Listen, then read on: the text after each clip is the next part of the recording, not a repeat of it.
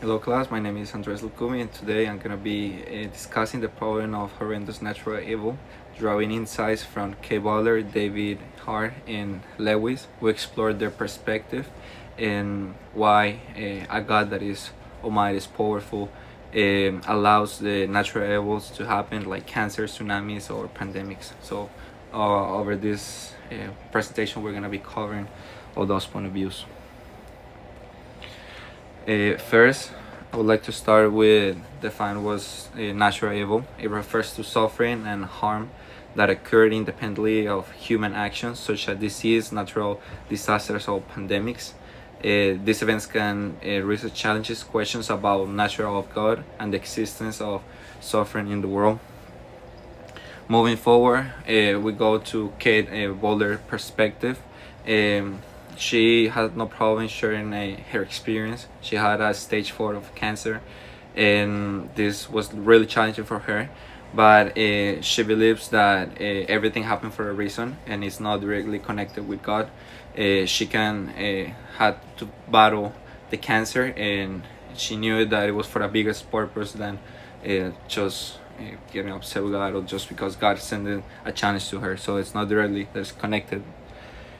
Moving to the next one is David Bentley-Hart. His article Tsunami and Theodicity argues that the natural evil is a result of a fallen world. He emphasized that the world is not as it should be due to the presence of sin and brokenness. So that's the way he sees, and that's the way the perspective of him about all these God things that are related. Moving forward, we go with Lewis. He suggests that the pain and suffering are tools that God uses to get a deeper trust, create a bigger connection with Him. So pretty much they're just tools that God uses to create a better connection with you. For our next slide, we go about the arguments and the difference.